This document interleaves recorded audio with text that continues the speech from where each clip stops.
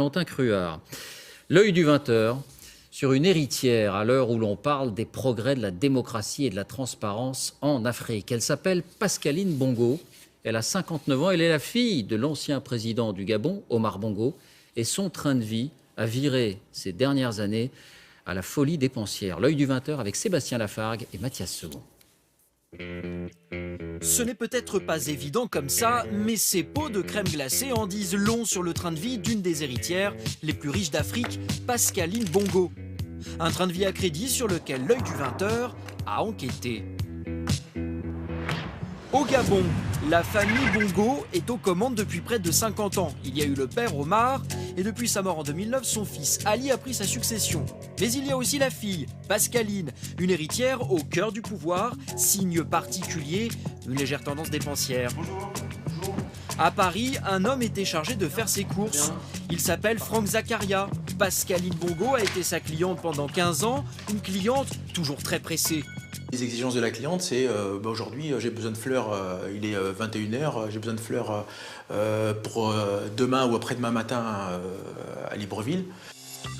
Fleurs par brassée, grosse berline, téléviseur géant, meubles sur mesure, Franck Zakaria a expédié depuis Paris des centaines de containers et de colis à Pascaline Bongo, avec parfois des demandes tout simplement extravagantes. Sur cette facture, 3 647 € de crème glacée achetée à Paris et expédiée par avion à Libreville. 3 647 € de glace, transport non compris pour les enfants de Pascaline Bongo. Ben non, c'était une soirée Star Wars pour les enfants de la famille. J'étais pas convié, sinon je me serais déguisé en Dark Vador. Pascaline Bongo était donc une cliente en or jusqu'en 2013, car depuis cette date, Franck Zakaria affirme ne plus être payé. Pascaline Bongo lui devrait 500 000 € selon lui. Des factures éditées au nom de Pascaline Bongo, mais expédiées à une adresse, tout ce qu'il y a de plus officiel, la présidence de la République du Gabon.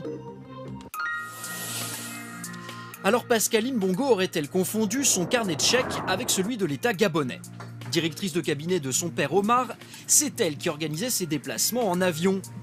Mais a-t-elle profité de son poste pour financer des déplacements qui n'avaient rien de diplomatique?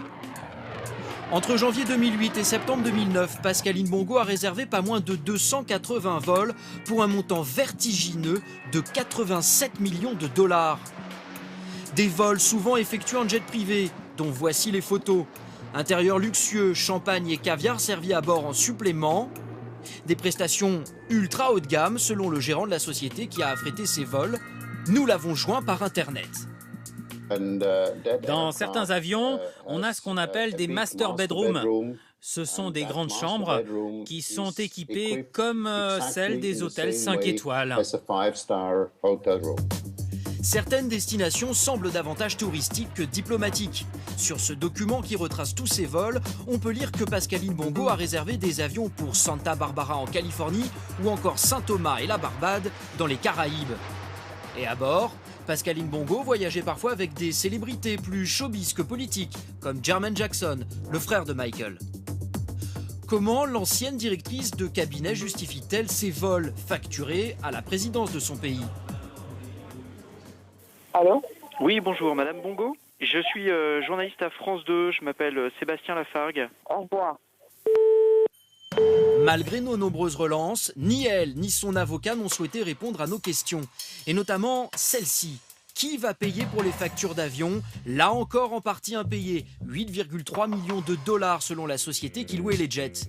À Libreville, la présidence ne veut pas entendre parler de ces factures et du train de vie de Pascaline Bongo, bien éloigné de celui des Gabonais. Selon l'ONU, un tiers de la population vit sous le seuil de pauvreté. Un témoignage maintenant, un témoignage sur